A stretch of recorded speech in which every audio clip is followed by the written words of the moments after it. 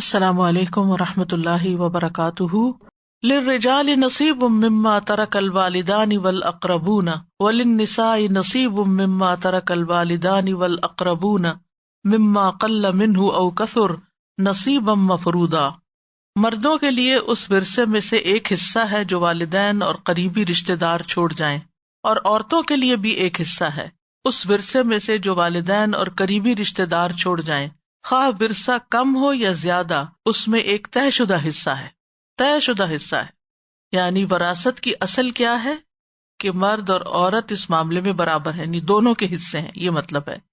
لیکن ان میں سے ہر ایک اس وراثت میں سے جو میت چھوڑ جاتی ہے اپنا حصہ اللہ تعالیٰ کے بتائے ہوئے قانون کے مطابق وصول کرتا ہے، یعنی جس طرح کی رشتہ داری ہوگی اس کے مطابق حصہ ہوگا جو اللہ نے مقرر کیا ہے۔ کیونکہ ایک دوسرے کے ساتھ جو ہماری رشتہ داری ہوتی ہے یا نسب کی وجہ سے ہوتی ہے کہ ایک ماں باپ کی اولاد ہوتے ہیں ہم، یا تو زوجیت کی وجہ سے ہوتی ہے، کہیں شادی ہو جائے تو وہ رشتہ دار بن جاتے ہیں، یا پھر ولا کی وجہ سے ہوتی ہے، جو غلام جو آزاد کرتا ہے انسان لیکن اس کی وجہ سے وراثت میں حصہ نہیں ہوتا۔ اور یاد رکھیے کہ عربوں کے ہاں جو کمزور لوگوں کے حقوق دبائے جاتے تھے ان میں سے ایک یتیموں کے علاوہ عورتوں کے ساتھ بھی ظلم و ستم تھا، اور ان کو میراث میں شامل نہیں کیا جاتا تھا، نہ بچوں کو اور نہ ہی عورتوں کو، بلکہ عورت کو ورثہ شمار کیا جاتا تھا۔ یعنی اگر ایک شخص کی 4 بیویاں ہیں اور وہ شخص فوت ہو گیا تو اپنی ماں کو چھوڑ کر جو باقی عورتیں ہوتی تھیں ان کو بیٹے بانٹ لیتے تھے، یعنی وہ ان کو اپنی ملکیت سمجھ لیتے تھے، ان کو نہ تو کچھ دیتے دلاتے تھے اور نہ ہی ان کو آزاد کرتے تھے، ان کو روک لیتے تھے۔ تو اللہ سبحانہ تعالیٰ نے عورت کو اس ذلت کے مقام سے نکال کر وراثت میں حصے دار بنا دیا۔ تو اس آیت سے کیا پتہ چلتا ہے؟ للرجال نصیب مما ترک الوالدان والاقربون، مردوں کے لیے بھی حصہ ہے اس میں سے جو والدین اور اقربون چھوڑ جائیں۔ یہاں اقارب نہیں کہا گیا، اقربون کہا گیا، جو زیادہ قریبی رشتہ دار ہیں۔ اب اس کی تفصیل آگے انشاءاللہ آیت وراثت میں آئے گی۔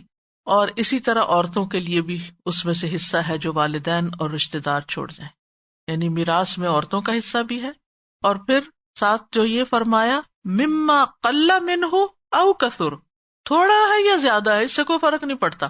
اگر کسی نے صرف $1000 ہی چھوڑا ہے تو وہ بھی تقسیم ہوگا، اور اگر 1000 نہیں صرف 100 چھوڑا ہے، مرتے وقت اس کی جیب سے صرف $100 ہی نکلا ہے اور کچھ بھی نہیں تھا سوائے اس کے بدن کے کپڑوں کے، انتہائی غریب انسان تھا، کسی چیز کا مالک نہیں تھا، کسی کے پاس ایسے ہی رہ رہا تھا، تو وہ $100 بھی اسی طرح تقسیم ہوگا جیسے اللہ کا حکم ہے، اس میں کمی بیشی نہیں کی جا سکتی۔ اور پھر یہ کہ یہاں یہ بھی یاد رکھا جائے کہ قریبی رشتہ داروں کی موجودگی میں دور کے رشتہ دار محروم ہوں گے، کیونکہ اقربون کا لفظ آیا ہے، ٹھیک ہے۔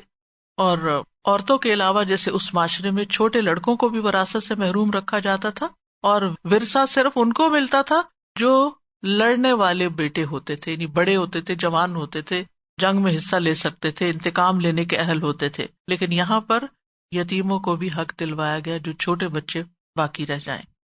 وَإِذَا حَضَرَ الْقِسْمَةَ أُولُو الْقُرْبَى وَالْيَتَامَى وَالْمَسَاكِينُ فَارْزُقُوهُم مِّنْهُ وَقُولُوا لَهُمْ قَوْلًا مَّعْرُوفًا۔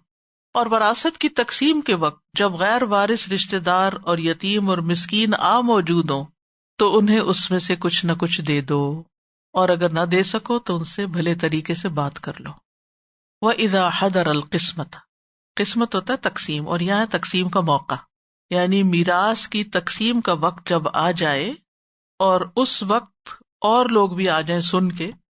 اصل میں اگر آپ کو یاد ہو تو عموماً لوگوں کے گھروں میں جو کچھ ہو رہا ہوتا تھا، کوئی شادی ہے، بیاہ ہے، فوتگی ہے، کوئی مال کی تقسیم ہے، کوئی چیز کسی کے گھر میں آئی ہے، کوئی جا رہا ہے، پورے محلے کو پتا ہوتا تھا اور وہ سارے شریک بھی ہو جاتے۔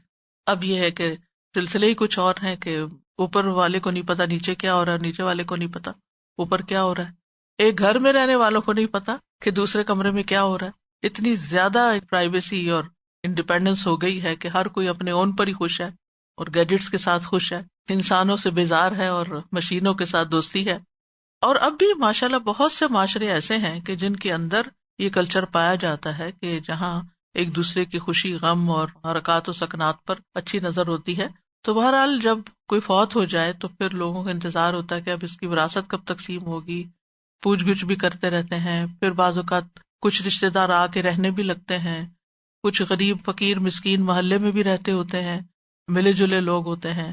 اور تو اور گھر کے سرونٹس کو تو پتہ ہی ہوتا ہے کہ گھر میں کیا ہو رہا ہے. تو وراثت کی تقسیم کے وقت جب حاضر ہوں کون؟ اولو القربہ، رشتے دار.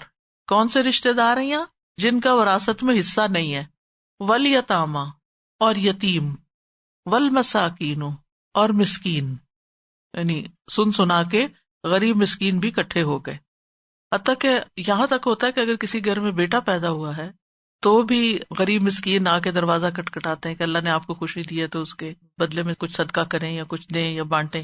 بہرحال تو پھر کیا کرو؟ فارزقوہم منہ، تو ان کو اس میں سے کچھ نہ کچھ دے دو.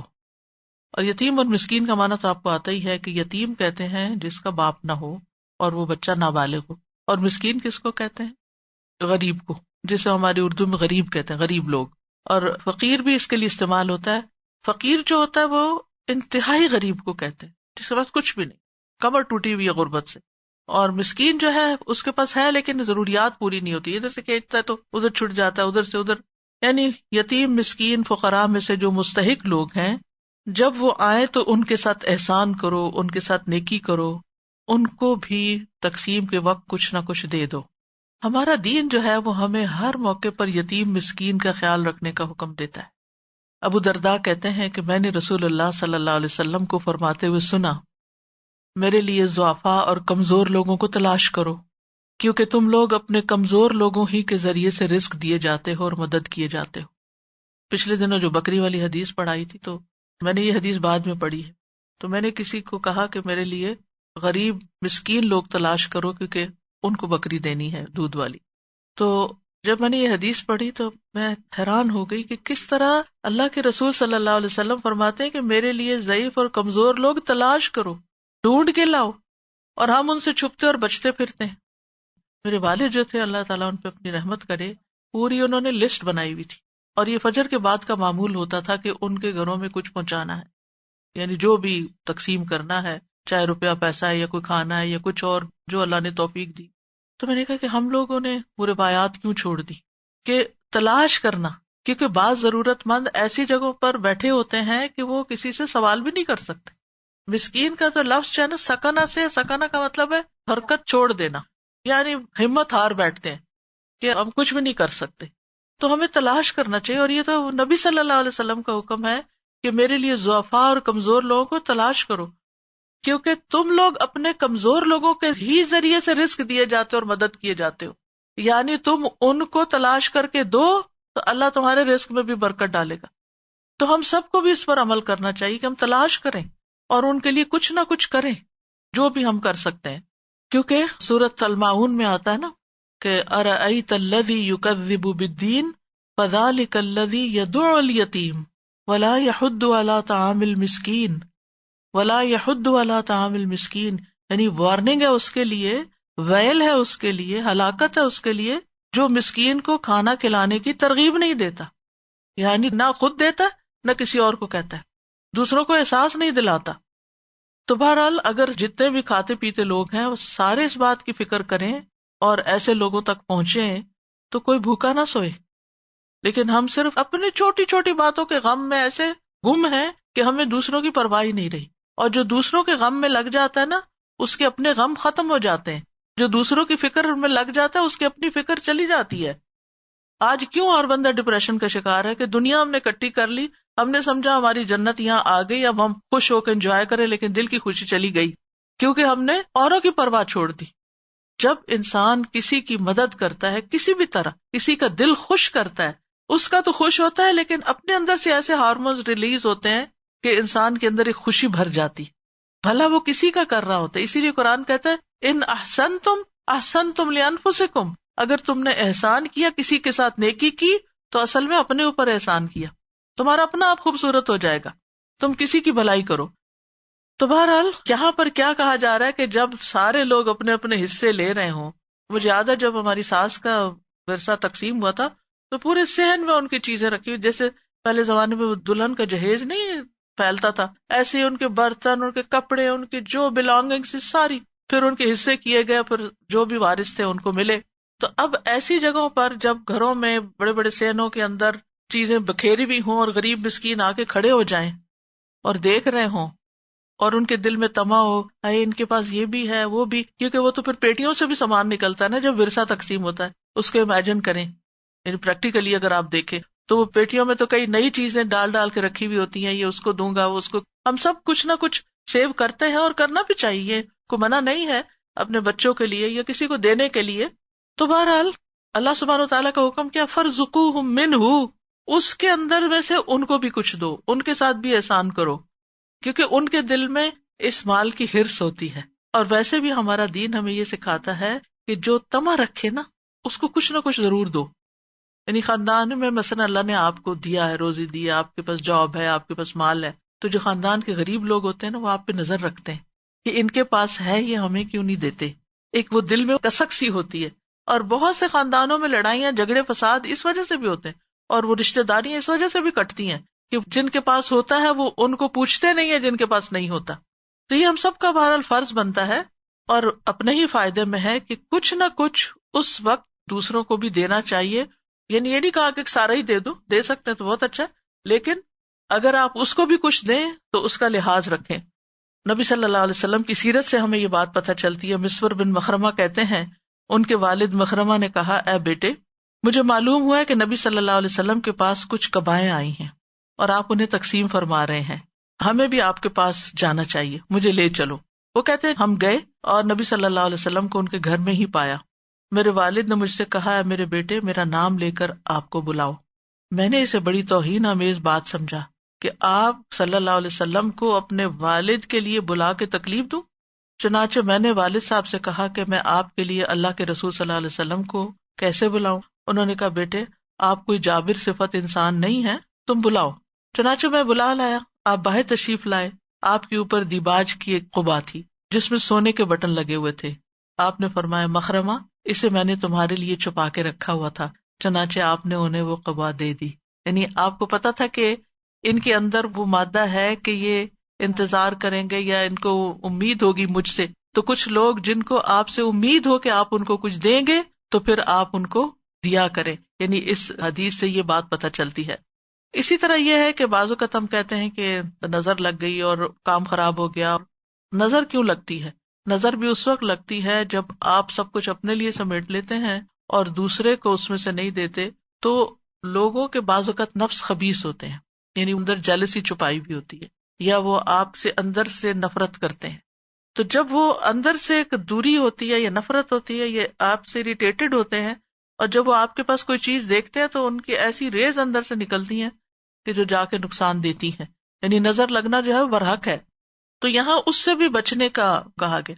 اسی لیے مثلاً آپ دیکھیں کہ شادی کا موقع ہو یا کوئی بھی خوشی کا موقع ہو تو خاندان کے کچھ لوگ اپنے لیے بڑے اچھے اچھے لباس بنوا لیتے اور دوسروں کو، جو ان کے رشتہ دار کزنز وغیرہ ہوتے ہیں، تو چاہے اگر اللہ نے آپ کو توفیق دی نا تو اپنا تھوڑا ہلکی کوالٹی کا بنا لیں اور تھوڑا ان کی کوالٹی بڑھا لیں، تاکہ بہت فرق نہ ہو کہ ایک نے کیا پہنا ہوا ہے، ایک سونے سے لدا ہوا ہے اور دوسرا جو ہے وہ لوہے کی انگوٹھی بھی اس کو میسر نہیں۔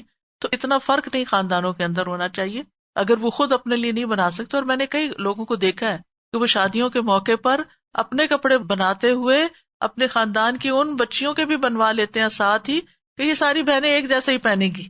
کتنی خوبصورت یہ عادتیں یا رسمیں کہہ لیں، لیکن یہ کہ یہ ہمارے دین نے ہی سکھایا ہمیں، فَارْزُقُوهُم مِّنْهُ، اس میں سے دو۔ اسی طرح بعض علماء یہ کہتے ہیں کہ اگر آپ کچھ کھا پی رہے ہیں اور کوئی بلی یا کوئی جانور بھی آ گیا آپ کے پاس، جیسے گھروں میں وہ اسٹرے کیٹس ہوتی ہیں تو وہ گھوم گھما کے آ جائے اور پھر وہ ایسے ہی بیٹھ کے تو آپ کو دیکھنے لگتی ہیں کہ یہ کھا رہے ہیں، خاص طور پہ اگر آپ گوشت کھا رہے ہوں یا کچھ، تو وہ کہتے ہیں کہ ان کے نفس بھی بعض خبیث ہوتے ہیں جیسے انسانوں کے ہوتے ہیں، اور جانوروں کی بھی نظر لگتی ہے، تو اس لیے کھاتے ہوئے کچھ نہ کچھ ادھر بھی ڈالو۔ اسی طرح جیسے طوطا ہے، پرندہ ہے۔ تو بہرحال ہمارے دین کی جتنی بھی یہ تعلیمات ہیں بہت ہی خوبصورت ہیں اور ہمیں دنیا اور آخرت دونوں کے نقصان سے بچانے کے لیے۔ اور صرف کھانے کو ہی نہیں دو، فَارْزُقُوهُم مِّنْهُ ہی نہیں کافی۔ اگر تم نہیں دے سکتے، اس وقت کوئی ایسی چیز ہے کہ جس کو کاٹ نہیں سکتے، جس کو کھول نہیں سکتے، پہلے ہی تھوڑا سا ہے اور جو وارث ہیں وہ بھی انتہائی غریب ہیں، تو پھر کیا کرو، وَقُولُوا لَهُمْ قَوْلًا مَّعْرُوفًا، یعنی ان سے اچھی بات کر دو، ان سے معذرت کر لو کہ یہ وارثوں کا مال ہے، انہیں کہو کہ انشاءاللہ تمہیں کہیں اور سے دیں گے، سوری کہ یہ اس کو ہم بانٹ نہیں سکتے، اس کے حصے بکھرے نہیں کر سکتے. مثلاً کوئی مشین ہے یا کوئی ایسی چیز ہے کہ اگر اس کا ایک پارٹ کسی کو دے دیں گے کسی کو، تو وہ نہ ان کے کام کا نہ ان کے کام کا، تو ایسی چیزیں بھی ہو سکتی ہیں. تو اس اعتبار سے ہمارے دین نے ہمیں بہت ہی خوبصورت تعلیم دی ہے. اگر آیت کو آپ دیکھیں، وَإِذَا حَضَرَ الْقِسْمَةَ أُولُو الْقُرْبَى وَالْيَتَامَى وَالْمَسَاكِينُ فَارْزُقُوهُم مِّنْهُ وَقُولُوا لَهُمْ قَوْلًا مَّعْرُوفًا. وآخر دعوانا ان الحمد للہ رب العالمین. سبحانک اللہم وبحمدک، اشہد ان لا الہ الا انت، استغفرک واتوب الیک. السلام علیکم ورحمۃ اللہ وبرکاتہ.